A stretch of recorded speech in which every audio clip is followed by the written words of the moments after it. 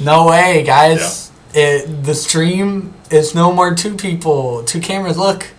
Yeah. IRL stream. IRL streaming. Yeah. No, this is the upgraded production that took us 2 weeks to do.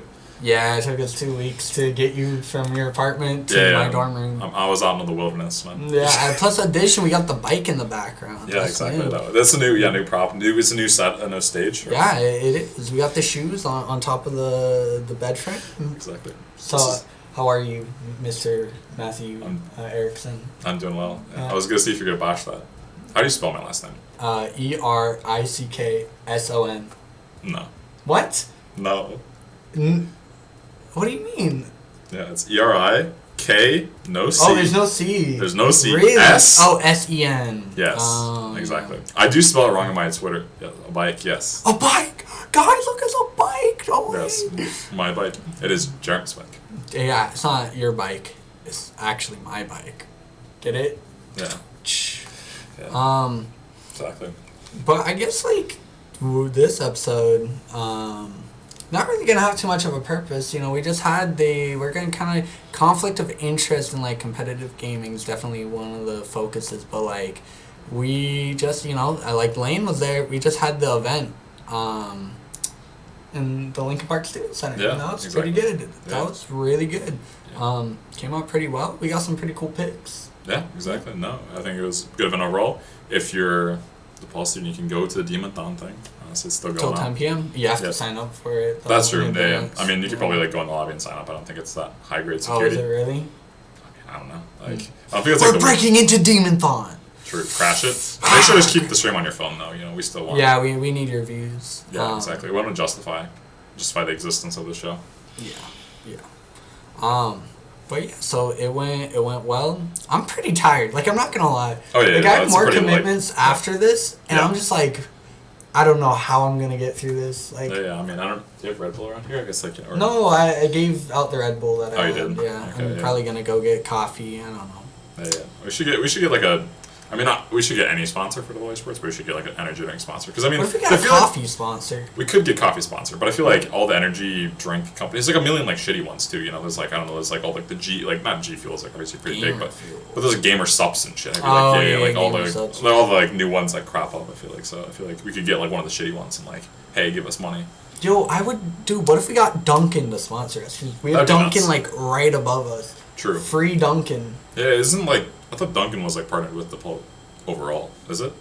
Yeah, I have no clue. I don't know. Maybe. Maybe. Does chat?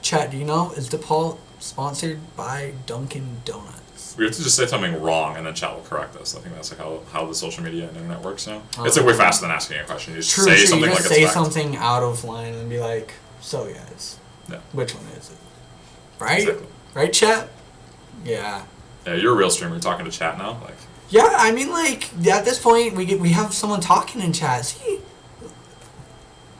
Trademark. What does that mean? I want to know how to type that, because I feel like there's so many, like, good phrases with, like, it's both, like, the free time and, like, soon trademark. Like, I feel like that's, like, the classic thing, like, in anything, where it's just, like, soon, but in the, like, you don't know how long it's going to take. DePaul Esports. Trademark.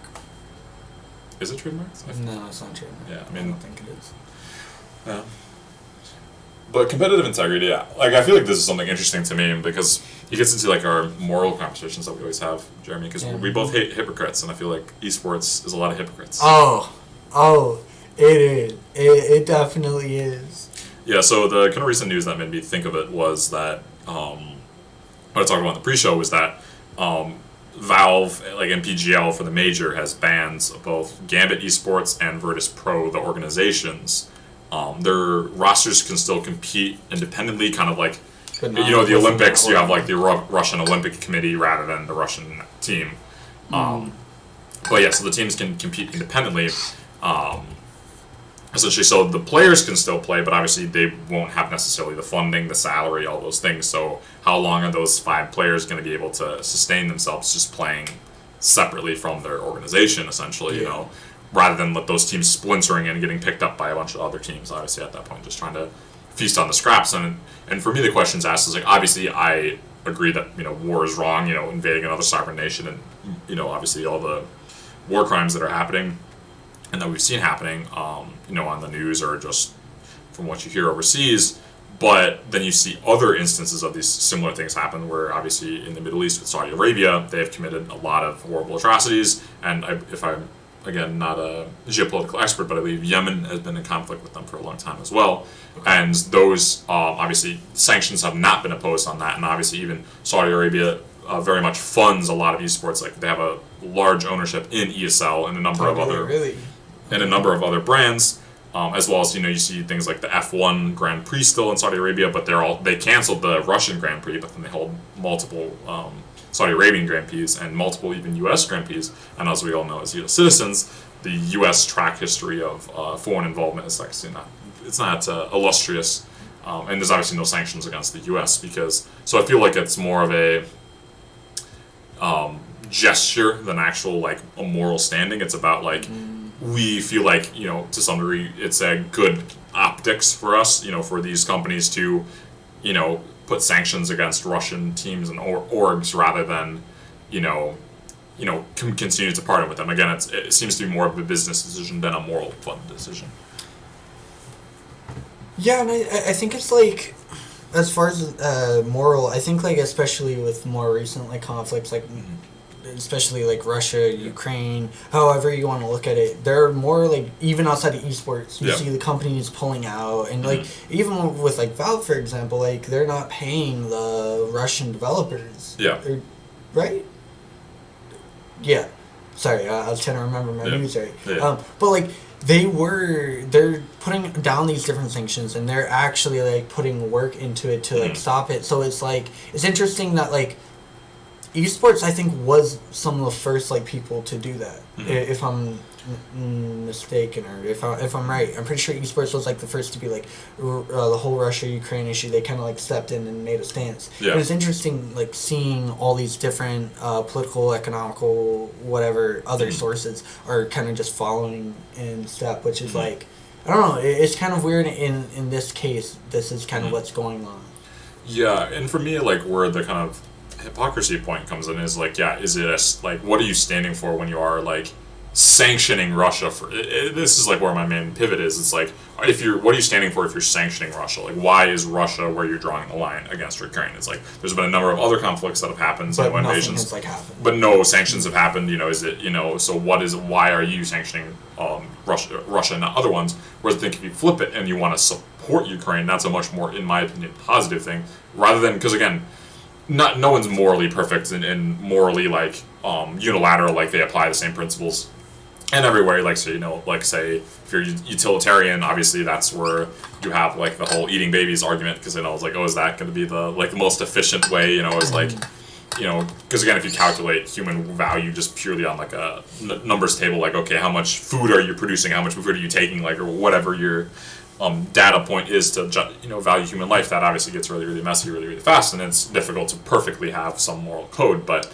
on the flip side, if you're just helping people, like, obviously you can't help everyone, but at least you're obviously you're choosing someone to help rather than someone to like attack, essentially. And I feel like if you're not going to apply that equally, then why are you doing this like very harsh negative thing? Because again, a lot of people, innocent people, are then caught in the crossfire because you have all these Russian players who personally have no involvement, and yes, they are allowed to still compete, but you're now taking away their salary, their ability to like go home and play it from home, and have any sort of stability in their lives. Now they're going to have to possibly move to some team, speaking a different language, join a different culture, what's happening with their families, like, and or all the management staff on those teams. Like, there's a bunch of people who make the lights stay on in any sort of esports organization, that aren't just the players, and what happens to them now that they've just been cut off from the entire esports ecosystem, essentially. So I feel like if you, again, rather than cutting off all these Ukrainian people or Russian people and a bunch of innocent people getting caught in the crossfire, like, you can like work to support Ukraine with your efforts, like, again, the tournaments,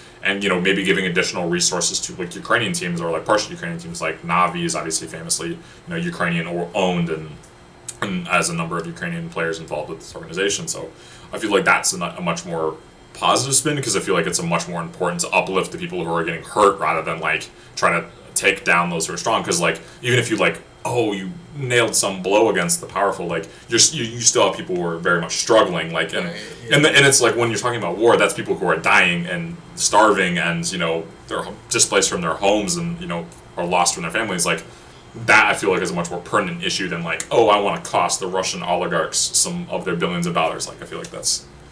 I personally value the boots on the ground, the people's lives a lot more than the money that's getting made. Yeah, I feel like too many. I mean, this is just like companies being companies. Oh, right? Of course, yeah. Like, of course, money is gonna be like the I guess main driving force. But I definitely agree. It's like when you're seeing like these different organizations getting screwed over, and like the players can't really do much about it. Yeah. Like just because they identify or they've been born in Russia or wherever it was, it's just kind of like it's demoralizing to them and even people that aren't directly involved because it's like, oh, these orgs now they could very easily just fall apart. Yeah. Like losing, let's say, however long this goes on. Yeah.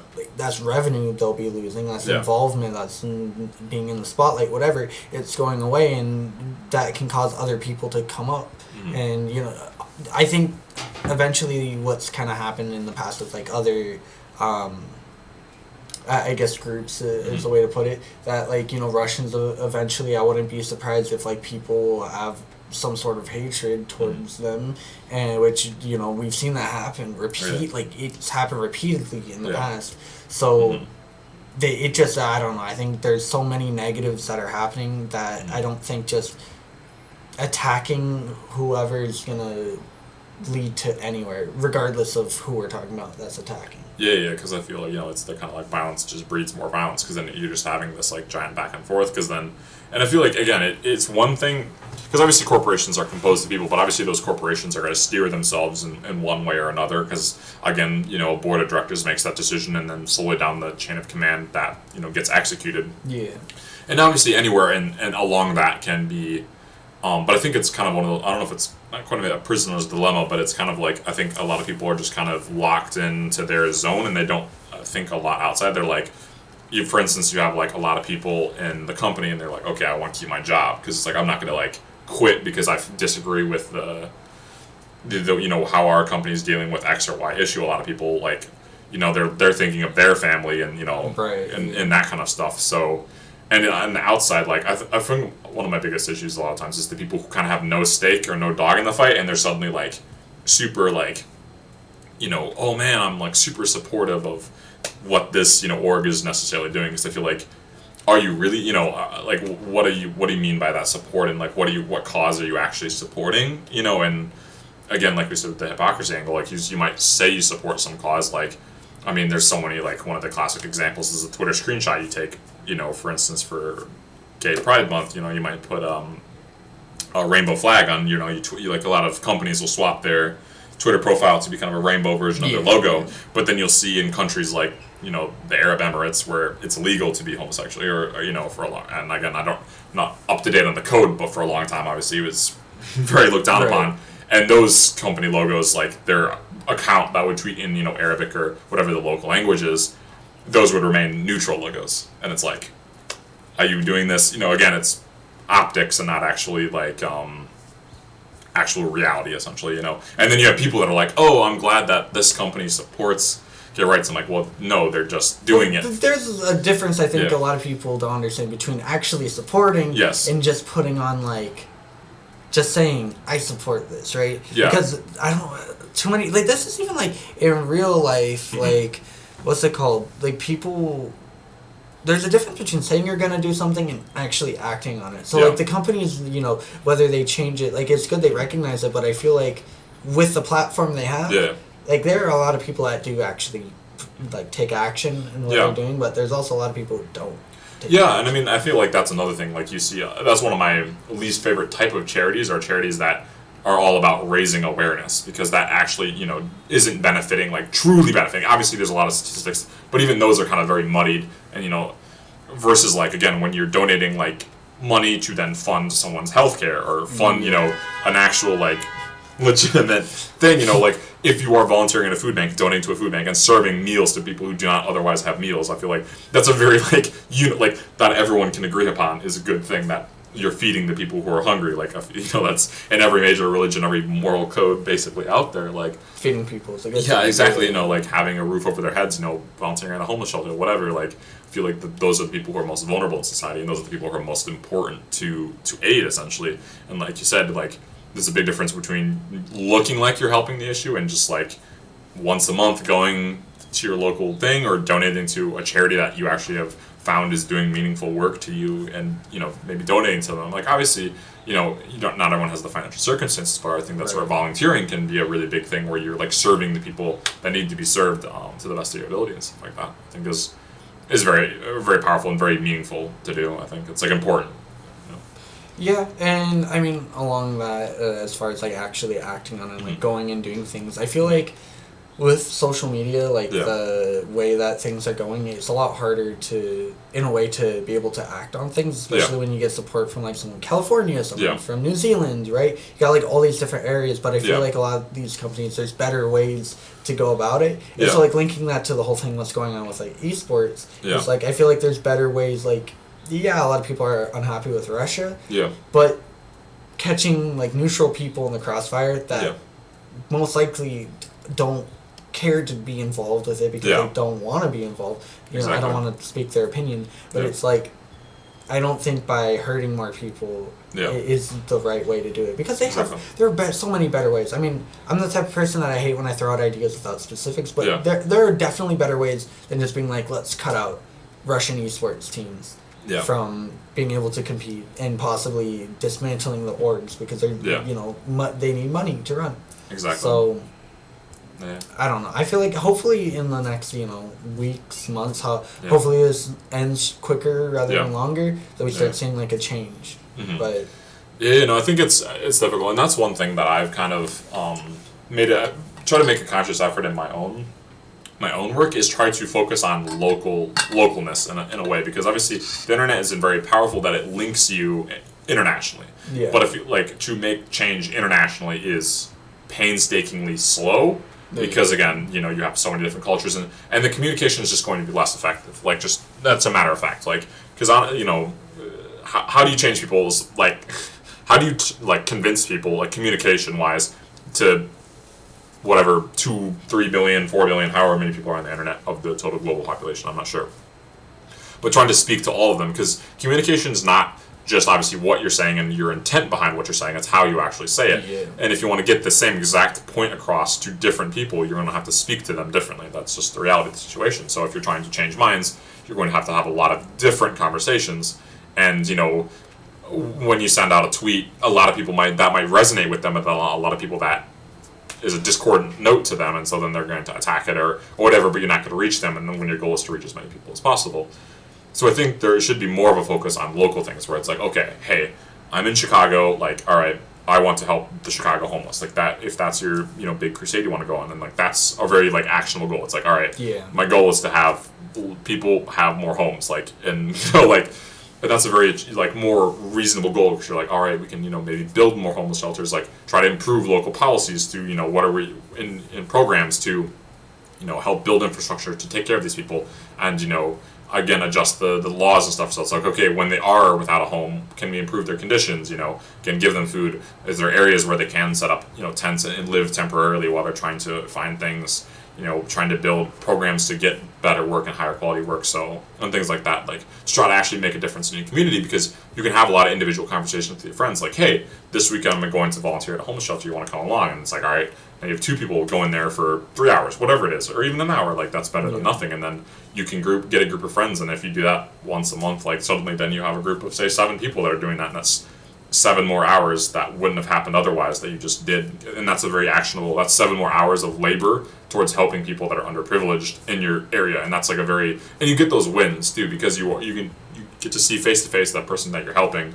Yeah, you get to see how it's affecting. Exactly, you're seeing a positive impact. And I think that's another thing, is just treating people like that as humans, obviously, because they are because it feels very, to me, obviously, you do have to go about your day, and sometimes people are kind of harassing you or whatever, but it's also, I feel like if you're on the flip side, if you are someone who's struggling and everyone's just walking past you, kind of ignoring and looking the other way, that has an effect on people, I would think.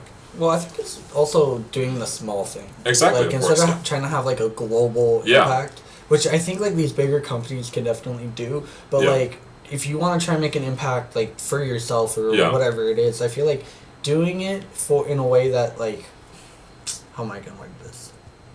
Like, going on Twitter and being like hashtag like, let's say like free ASAP Rockies, right? Like, okay, what's that gonna do? Like, you have no control over it. Also, you can speak your opinion on it, but like, there are things you can. I feel like that was a bad example, but like, let's say like a hashtag like as far as like Ukraine or whatever, like that helps out. But like, it would be. I feel like more people like if you took the time and let's say volunteered somewhere, homeless shelter, food bank, animal rescue, whatever it is. Like I feel like that will, if you focus on the local first instead of just trying to go globally, then locally, I feel like you can definitely reach that goal because there are a lot of local places like in Chicago that are, let's say, to help Ukraine.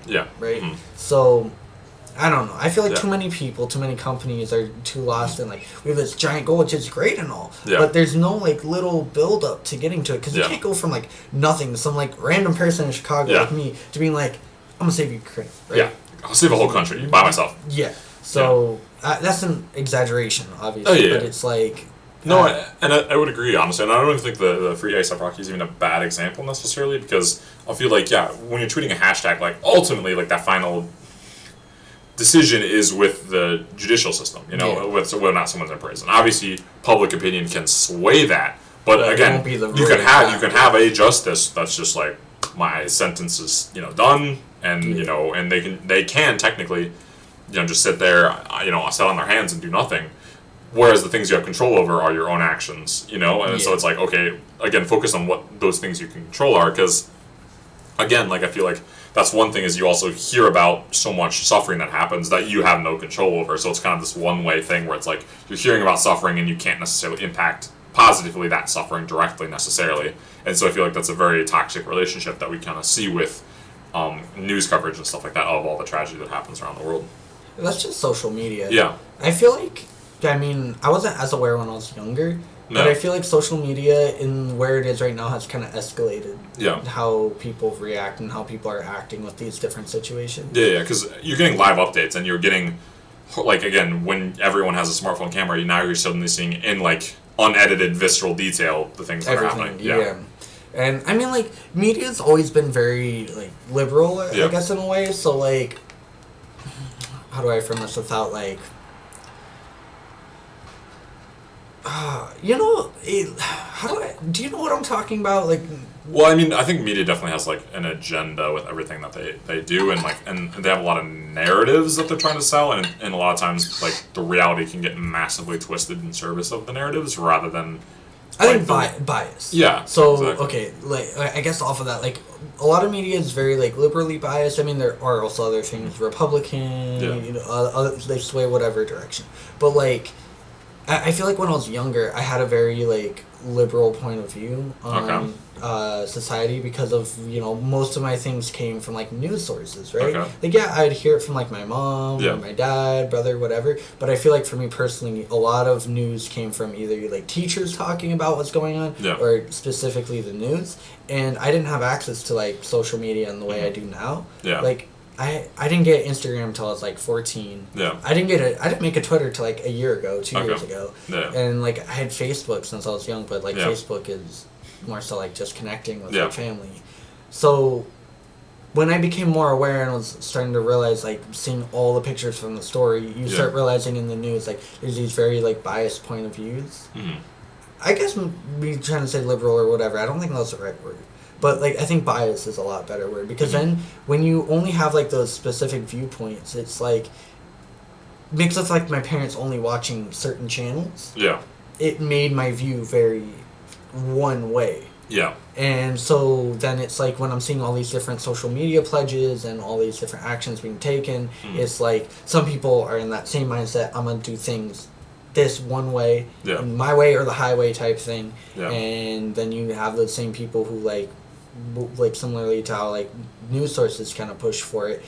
They say a lot of things, but they don't act on a lot of it. Does that make any sense? Because I feel like at first I kind of like I just threw something out. I was like, wait a minute, I need to explain that a little bit. Yeah, you gotta reel that one back in. No, because again, like I how would I say this? Like, again, I'm in a similar boat because I think I feel like that's one of the things that is language is very difficult in this situation because a lot of language, like you said, is very charged because people are in kind of narrow points of view and somewhat justifiably so because I think there's a lot of anger about a lot of issues because again, a lot of issues are very personal to people and they've suffered a lot regarding a lot of issues and in personal identity things. So obviously, when you say something crass, like that's obviously going to hurt a lot. So, and again, a lot of times people don't have the energy to like explain to you, the fifth person that's like said some shit or whatever. Yeah. So yeah, that's definitely a thing. But to try to choose my language carefully, I feel like one thing is just that like, I'm always curious when someone says like liberal, leftism, progressivism, because all of these different things are like super muddied. I feel like at this point, what all those different things mean, and for me, like I would say, oh, I try to be like progressive or liberal in the sense of change, or like because I feel like the system that we're currently in, like as of 4:41 p.m. Central, 4/9, yeah, exactly, 2022 is not currently benefiting as many people as it should. You see tons of things with wealth divide and general like life enjoyment and like value and how people feel about their own lives is at a kind of an all-time low. Again, we have the most surveys of any time. I don't know if you ask some medieval serfs, maybe they would be too happy. It would be a little different, they got gangrene or something. Yeah, so again, but it's also perception to some degree, because like we now more than ever see how the top of the top is living, so you're kind of like constantly comparing yourself with that. So maybe we're not suffering gangrene, but it's like, well, I could have a Rolls Royce in a mansion or whatever. Right, yeah. So because again, but again, if you probably had shown a fucking live stream to a medieval peasant, like the riots would have started a lot faster. Yeah, they show the kings like living the life. Yeah, like, exactly. Yeah. They're living out of like a cardboard box. Yeah. I guess like I don't know. That's a little bit of a tangent, but like I feel like when like. Are you part of millennials? I am Gen Z. Okay, you're Gen Z. I don't know when like the... like my sister who's 4 years older is like the tail end of millennials, I think. Okay. So, because I think it was like 97, 98 is when it swapped. The end? Yeah, that's when it swaps to Gen Z, I think, basically. Oh, gotcha. But I feel like when like millennials and like Gen Z more and more become like a part of like political business, whatever, like I feel like society will become more and more progressive in a way. Yeah, I think willing to experiment is like the bigger, like I think that's the biggest thing. Like we're more, I mean, some people are different. Like I personally, like I used to hate change, but like now I'm like I'm a huge person who like I like change. I like being able to like, it's nice having a set schedule or whatever with life, but then like throwing curveballs or whatever. Yeah. It's like, it's a good thing. So. And I think, like you said, like, well, because again, I think it's even different between how you structure your life and how this, because again, you can have a consistent structure, but what you place into that structure can be different things. Because again, if you like, let's say you get up, you shower, you eat breakfast, and then you go work out. It's like, well, yes, you can have that structure that those three things are the same each week, but it's like, what is your shower routine? You can use different scents or whatever your self-care routine is. Oh, yeah. Breakfast, you can have a completely different breakfast. Your workout, you can have a completely different workout. Again, you're technically doing the same thing each day, but it's how you take that time can be completely different, essentially. And I think that's another thing. So, again, when we approach a lot of different things in the world, it's like, I feel like, again, there's a lot of things that have been attempted multiple times, and people are like, that's still the solution. And it's like, I have a feeling it's not, so. Yeah. Because again, it's like, one of the classic quotes is the definition of insanity is to, repeat something over and over again and expect different results. And it's like, I feel like we need to try to learn collectively, which is very difficult, obviously, because, that global impact. Yeah, it comes back to that global impact. And I think that's where, trying to gain that knowledge is very difficult too. Because again, we now are more than ever recording every single thing that happens in human history, at all times. Like everyone's recording their thoughts, everyone's taking photos, like, and now that's all getting stored, and it's like sifting through that to find the most meaningful and educational things. And again, it doesn't need to all be educational, because leisure and rest is a thing and helps you actually cycle back into being more productive, whatever that means. But still something that can be learned from. Exactly, yeah. Because again, even fiction can tell a great deal about, to educate yourself and a great deal about human experience as well. Like, it doesn't have to be nonfiction.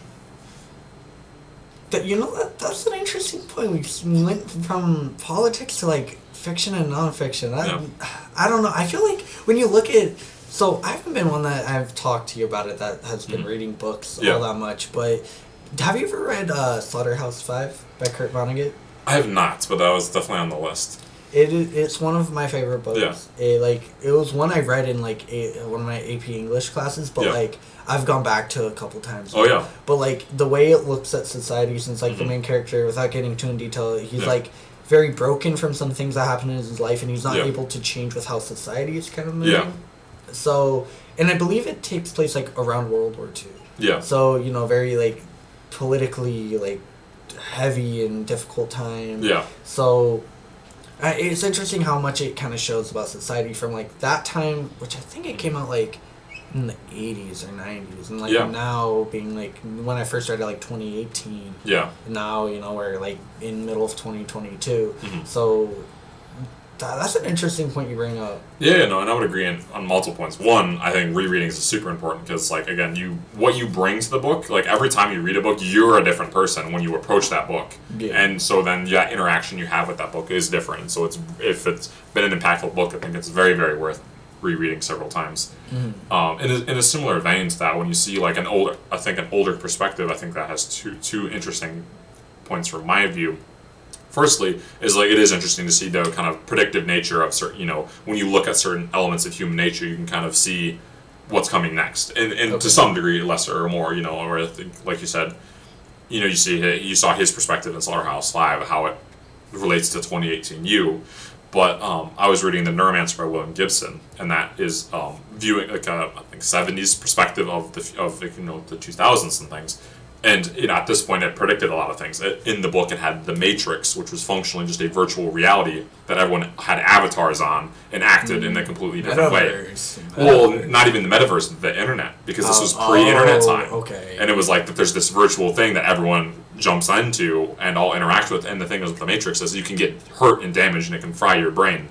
And I mean, the internet, like some of the things that have happened. Exactly, can definitely damage them.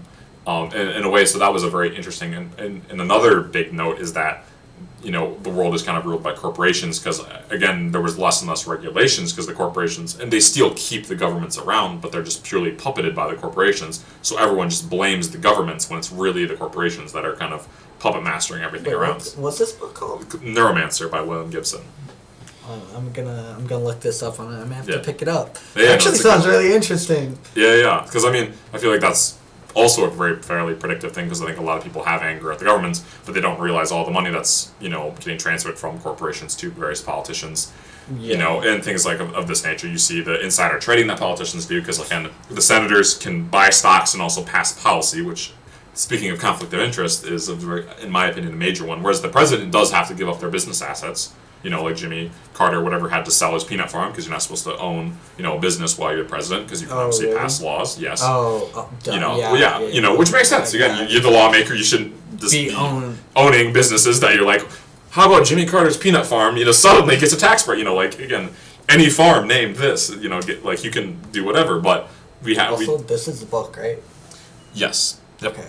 Yeah, that's cool. the book. Yeah. Perfect. Okay, sorry. I'm low key. I think I'm gonna pick that up. Yeah, no, it's a good book. It's interesting. It is interesting. It is kind of old school, written in the old school sci-fi where it's the kind of it doesn't explain anything. It just kind of drops you in the world. Oh, and is it kind of like? Have you ever read Hitchhiker's Guide to the Galaxy? Okay, is it like that? A little bit, yeah. Okay. So it's definitely takes some getting used to. Like for me, I read a lot of books in that style where it's like in media res, you're just in the world and nothing's explained, and you have to piece it together. Okay. So it's kind of one of those books that like halfway through you start to understand, like unpack everything that happened before it. Oh, gotcha. So take that as you wish. I'm not someone who's like, oh, you have to like just power through to halfway through. But I would say, because again, I feel like it's it's a sign of skill if you're able to make the beginning enjoyable in order to get to the middle. Like a lot of people tell me, watch this TV show, it gets good after the first season. I'm like, do I want to invest 10 hours of my time to get through the first season to then Just suddenly to start maybe enjoying not like it. to maybe not like it? So I feel like again, it's because I have had books where I've enjoyed them start to finish the whole But time. there's some that take you a good like. Yeah, but to some degree, but I feel like for me, like I enjoyed Neuromancer start to finish, but I'm also like more conditioned to that style of writing because I enjoyed there was other books where they don't explain things, but it's like it gets more intuitive and you can enjoy it, and then eventually you can circle back to that book to some degree. So Interesting. yeah, because I feel like that's where in reading you should always start with stuff you enjoy, and then slowly start to challenge yourself more. Like always have a foundation of things you enjoy and enjoy reading, because reading should ultimately like be enjoyable. Yes, because that's what because again, it just also I feel like you need to if you're not enjoying a book, just stop reading it. Like I hate reading. I used to like reading, but like high school killed reading. Yeah, for me. no, I think public school really did not mesh with a lot of people. Like, well, it was just like I've noticed like I'm reading a lot more like on my phone, like articles. Yeah. Like I'm really getting into like it. Just what's great about my phone, like it'll just recommend me articles. Yeah. And I get caught like that's my TikTok. Yeah. Like literally, I'll just keep going through all these different articles. All it's like gaming, running, like all the shit I search up. Yeah. And so it's great. That's my TikTok. Yeah. But like when I would read a book, it's like I love my English teachers, but it's like, Yeah. oh, why is it raining? I don't know, maybe because the author wanted it to rain. Yeah. It's like going into detail on that is where I'm just like, that's what killed it for me. Yeah. Just because when I'd read casually, I was thinking in my head, Yeah. oh, this is alliteration. Yeah. Wow, that's so cool. But Yeah. I don't care to think about that. Yeah, no, I think it's definitely a difficult thing, to like formalize that, because this is a podcast, so we live on tangents. But to go on, one of my tangents is about education, because I feel like it's a very difficult skill. I do not envy teachers, because I definitely taught people. I've coached teams in my past, but for me, I've always focused more on tutoring, to be honest, because in small groups of people. Because for me, the easiest way to teach and stuff is to have a personal relationship with people, and that's the best way I've always learned, is having a one-on-one relationship with my teacher. Because I feel like again, as a teacher, I try to, as much as I can, I definitely have my teaching techniques and my teaching styles. But what I found is most effective is when you keep your base principles, because that's part of the reason why you're a teacher, is you do understand certain elements of your thing. Right. But as much as you can, to be a blank slate to your student, because your student's going to learn in different ways, than that. And I feel like, just for instance, like books, trying to analyze the depth that a lot of literature has by just rote, like every time you see a metaphor, underline it. Like that's not going to help anyone enjoy metaphors. Whereas like if you're gonna have a genuine discussion about the depth that this author was reading, and about like I think even the broader threads, because it's useful to talk about the specific tools, say in a movie, like the cinematographer, the lighting, like those things are all specific elements. But if you can kind of broaden the scope, like to certain thematic elements, and then speak about things of lighting, of framing, in a way that connects to a broader audience, about emotion that it's conveying and about purpose behind those different things, you can have a much more interesting conversation with a lot more people. Because if you just purely nerd out about the only technical aspects and don't bring it to a broader way, you're only going to have a conversation with people who have like watched that same movie the same amount of times and know the same amount of things or more in those exact technical aspects. Yeah. Which very much limits your group of people you can have those conversations with and learn from and communicate with. Whereas if you take a broader approach, then suddenly you can communicate with a lot more people, which in my kind of artistic field, I feel like the people I admire most are someone, for me, they've been able to explain something I don't understand at all, and be able to communicate even just aspects of it to me. And that's something I've wanted to improve a lot myself, because I'll see someone, I'll be talking to them, and it's just the like glazed over. Exactly. Yeah.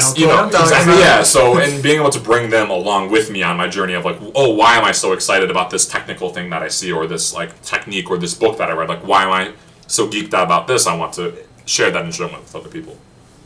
And I guess as far as like the idea of how people teach, I mean, that's just the issue with the education system as a whole, especially in the U.S. I mean, I have a lot of issues with it. Yeah. Because you learn so much that doesn't matter. Yeah. Like, from high school, I don't think I learned anything from high school. I mean, like, I learned, like, math. Do I remember how to do most of it? No. Yeah. World history and U.S. history. Do I remember the 50 presidents? No, we got, like, Abraham Lincoln, George Washington, Barack Obama, Donald Trump, Joe Biden, and that's all I know. That's gonna get clipped, man. So it's like, and then there are actual useful things that people could be learning, and then it's like, oh, this is a metaphor. I think of like every time I think of like, it's like, oh, onomatopoeia, alliteration. How am I going to use alliteration when I'm a lawyer? Who is going to care when I have a case of like some criminal stealing $2 million? Who's going to care about the calculus, how to calculate like the derivative of 2x squared? Like that's my rant. That's like where I don't care about learning, because for me personally, like I feel like I can do well in a group setting, but also having like one-on-one relationships is really good. Yeah. Like having people, it's not necessarily someone who's a professional, but someone like whether they're good at something or not, who has experience.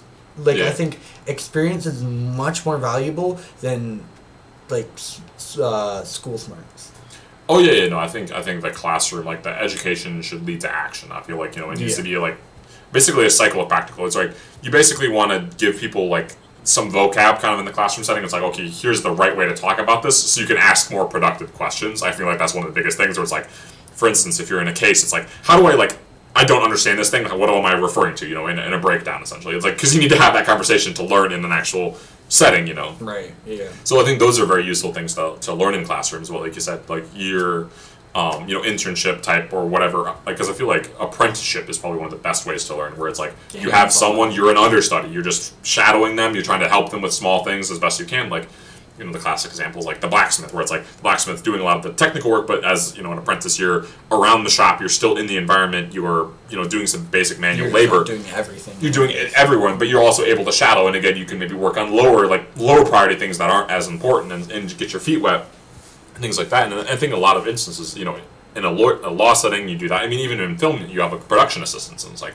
you're just kind of shadowing, and again, just scrapping the kind of like a lot of like what our film degree might look like, for instance, and just having people spend a lot more time, because again, the film industry wants new people to come in. They they have job postings, they want new people, and it's like, again, I feel like, again, if you have like a signed contract as an apprenticeship, it's like that would make a lot more sense than signing up to a university in a lot of instances, because obviously if you're an engineer, this college makes a lot of sense, because you're kind of like one of the tracks that in public school makes a lot of sense, because you're like, all right, got to learn all this math, got to go to college, learn even more math, then somewhere else I think are fit for the education system. Doctors, lawyers, businessmen, women, exactly. Like any of those. But then you get like game design, for example, which is very like I feel like it's one of the fields that you just kind of pave your own route. Like you have like there's a general layout, but like if you to stand out, you have to pave your own route. Exactly, no, like, if you just show up to your classes, and if you just pass all your classes in a game design degree, you are left by the wayside, essentially. You have to excel.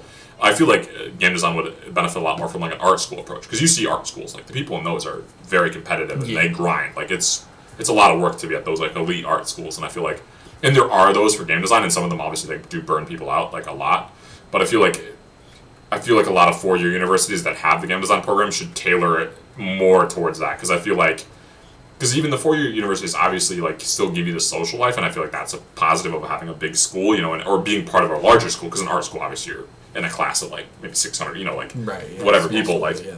It's a small school, so having all the amenities that are big, because you might have more labs and more space and better systems and all that, and more connections. Like those are all positives of being at a bigger school. But it's like in terms of your nitty-gritty program, you should crank it more towards an art school where it's like you are working on your craft, and that's what you're here for. Because, like you said, I feel like it's important early on to kind of experiment, and that's why I feel like, high school, maybe you should dial back. I feel like, well, first is you need to bring back the, like, home ec classes, where it's like, all right, learn how to do your taxes, learn how to do, like, basic maintenance on your car, and do, like, even stuff like cooking, because, again, I've seen people who don't know how to cook or, like, do laundry and stuff like that. Well, obviously, you should maybe just learn that at home, but, like... I think the other thing people bring up is, like, oh, yeah, we should have that, but... You sure know there's the people who complain about that, and then they get that class and be like, just asleep. Oh, yeah, of course, yeah. So, but I agree. I wish, luckily my mom and brother are accountants. Yeah, exactly. So, like, they've helped teach me how to do taxes. Yeah. But, like, if I didn't, I'd go to, like, H&R Block. Yeah, exactly, so... But there's a lot of people, like, in this dorm, I remember didn't know how to do their laundry when they first started. Yeah, exactly, and it's like... And again, I feel like there's a lot of things that... home life should teach, but again, if like the whole purpose of public school is to try to fill in gaps, because again, you can learn like like you said, if you have accountants in your family, then you suddenly have a much better accounting knowledge than a lot of other people's. Yeah. But a lot of people, not everyone has an accountant in their family. Yeah, or exactly. Or some people like their family's horrible cooks, so having some like baseline level, that's public school is like, all right, the base level of society. Obviously, you want everyone to excel and go past public school, but it's like, all right, we'll give you the the 4 out of 10. That's what YouTube is for now. Like, let's be honest. I feel like I've learned so much more from YouTube than like even college sometimes. Oh yeah, no, I mean the amount of YouTube tutorials I've watched. Like again, I've had valuable mentorships from college, but in terms of classes and technical knowledge, like YouTube's pretty close with what I've learned from college in terms of technical knowledge. To be completely honest, how much am I paying to be here? Yeah. No shade to DePaul, but yeah. Oh yeah, no, yeah. Like I mean, that's why I'm even taking a gap year before I go. Because for me, like before I possibly go to grad school and stuff, if I want to go to grad school, that is. But it's like I feel like that's even like a thing with education. Like I feel like the game design degree here would be much more beneficial if you had way more like. Luckily, the game design program does have more classes where it's like you just make a game in the class. Oh really? But I feel like you should have more like the screenwriting degree was, where you have more classes that linked together. Because obviously your capstone's 2 quarters, so you have 20 weeks to work on a game. But as you learn, it takes a lot of time to polish the game, and that's what really like sells a game. It's like the juice, like how you feel playing it, not just like, I can click on things and it does stuff. But it's like I want sound effects when I do stuff. I want visual icons to pop up, and just the little things that make it again. And that's what really distinguishes yourself. And you can't put those in if you're constantly trying to generate a new game from scratch like all the time. So I feel like if you had like more cycles where it's like you're taking time to just go and like almost fail and then come back, and then you have way more interesting questions to ask your professors, like, because if you're never like, if you're constantly in the cycle of like, all right, let's make a platform, all right, let's get movement controls, like build platforms, like if you're just constantly in that little like mini cycle, you're not expanding your knowledge, you're never going outside the box. Exactly. So unless you again take the personal ownership, and that's obviously great, and that's the conversations you can have with people, and if you search out that knowledge, it is there. But again, the whole point of systems is to help bring people up. So, same thing with the public school, and you want to make it better. I didn't have as bad a public school experience than a lot of people, but I also was one of the people that I feel like public school is like designed for to some degree, because I'm fairly decent at like rote memorization. So like tests were always like fairly easy for me, because again, like it was just like, and then in high school is not that difficult. Like I didn't go to some crazy elite college prep high school or anything. I just went to a generic public school or whatever. But because again, I know a lot of people really suffered and really hated public school, but I'm like, for me, it was kind of just like, whatever, I just did my homework in the class before the class, Yeah, it's like, exactly. If you pay attention, it was pretty, bare bones, like, again, nothing crazy. I did enjoy physics class a lot, and that's actually... You liked physics? Oh, yeah, physics is super interesting. That class killed me. Oh, it did? Yeah. Like, for some reason, I just don't get it. Yeah. No. It makes no sense to me. Like, I remember I'd go in, like, every day sophomore year to my teacher and, like, try and, like, he would help me out. Yeah. I'd stay after class. Yeah. I'd go after school sometimes. Yeah. Yeah, no. That was the bane of my existence. Oh, yeah, no. Complete opposite experience. I took all the physics classes that my school could offer. So I took, it was, like, intro to kinematics, and then I took the, like, fluid dynamics and was it fluid dynamics, quantum, light, and things like that. Took a lot of physics. And then there was calculus based kinematics. So you're going back to the kinematics and stuff. Yeah, I remember. Because then that's when you're incorporating air resistance and all the kind of stuff like the imperfects. I didn't get credit through AP physics because it was an algebra based course. Yeah, exactly. And I'm just like, what's the point of offering that? Yeah, if I can't get college credit off of it. Yeah, exactly. I mean, it does. Again, it transfers in terms of if you're going into physics or any program that requires a physics amount, because again, then you're knowing all the stuff, all the formulas, and then you're just having to upgrade it to calculus based, because again, that's the foundation is algebra, and then you're moving it to calculus. But yeah, no, it is brutal when it is like an AP class, and then you're not getting any college credit for it. Yeah. For me as well, like the school system was terrible, because I was in LA up until middle sophomore year of high school, then moving to Peoria, they're kind of on the same track, but not really. Yeah. I don't know. It's just like I got into these classes and I was just kind of like, I kind of had an idea. Yeah. But like for math, for example, like I don't think I was in honors geometry, but like geometry was like, I was ahead in LA compared to here, but then for like English, I was way behind in English classes. Mm-hmm. So it's just kind of like, I don't know. I don't know what the link, what the issue is with that, but yeah. So. Yeah, no, because I mean, there's a lot with the school boards, and again, you have like some wild CTA parents or whatever they're called, the council parents. Yeah. Oh my gosh, don't even get me started on those. I hate those PTA, people. PTA, yeah, I don't know why I said CTA. Yeah, PTA parents. Yeah, shout out Red and Blue Line. Yeah. I hate PTA parents. Yeah. They are like so entitled. Mm-hmm. They're the type of people, at least the ones I've dealt with, my kid didn't do that. No, my kid wouldn't do that. Yeah. Man, they are going to be on site. That's all I got to say. Yeah. No, man, it's difficult. Like, I'm not sure exactly. Again, I'm not a public school reformer, but I think there is... me, after I've kind of done my time in the industry, I definitely want to go back and teach and try to educate. Oh, really? Teach at DePaul University? Maybe. I mean, on my LinkedIn was like, recommended for you teaching at DePaul University. They really want adjunct game design professors. So. Hey, maybe do it on the side. Yeah, no. And I feel like, because I feel like that's one big thing for me is I've learned so much like from YouTube and just and the mentors I've had in my life. Like, I want to also be able to like help fast track people because I'm like, okay, I struggled and like was looking for certain bits of knowledge a lot, and then again it's like, okay, if people have these questions, I want to be able to answer them and also give them like hopefully a bit more primers. Like, here's some like quick reference stuff that it's like you'll run into this. Like, I've had conversations and sometimes they've been very frustrating because I've told people like, for instance, for 3D modeling, because I've definitely fought a lot with a lot of basic things because there was one professor formerly at DePaul who was very, very good, and he told you a lot of like kind of tricks of the trade and like kind of like he called it like the tribal knowledge because, again, with certain programs, there's a lot of stuff that's just not in the documentation. Like, you cannot, and it's like maybe on forums, but they're like the 6-year-old posts kind of deal. Like, and so they're very hard to find. That they're not search engine optimized, and they're just stuff you gotta know.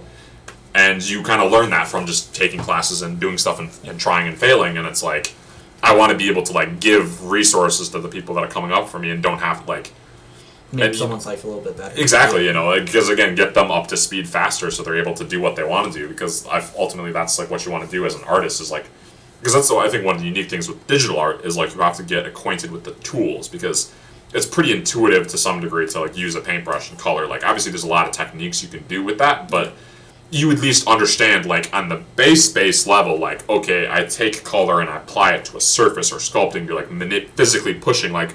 And most of us know how to use our hands. You might not be the most dexterous, but you have an intuitive understanding of hands. But if I just open you up in a 3D modeling program, you're not going to even know how to make a cube necessarily. Right, yeah. I've seen some of them, and it's just like, It's a spaceship. There's so many buttons, and it's like... So it's not intuitive, and it's getting people to that point of being intuitive. And then, only then are you, like, starting proper art. But up until then, you're just, like, learning a new language. It's like... because it's basically you want to be like digital. A lot of times, digital art comes down to be like you want to be a poet in another language. So before you get to be the poet and learn poetry, you have to learn the language first. Yeah. So it ends up being really wild. Interesting. Yeah. Well, I'm looking at the time. Yeah. And I'm ready. I'm okay with ending it here. Yeah. I don't know about you. Yeah, no, we had some hot takes, so we'll see. Yeah, I'm not gonna lie. When we're in the more political stuff, like I was really trying to watch what I was saying because I'm just like, I mean, shit. I don't want to. We get clips like we get clips. No one watches this. Yeah. So I'm just like, I really don't like.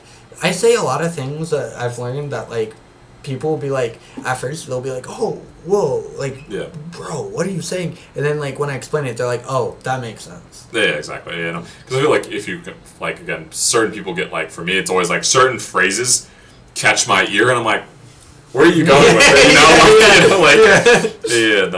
It's like I mean, and certain phrases are basically irredeemable. Other ones are definitely where you're like, where is this person going with this? Of course, there's some that it's like you hear it and you're like, yeah, no. Yeah, there's no justification. Yeah. But, this has been episode 4.1.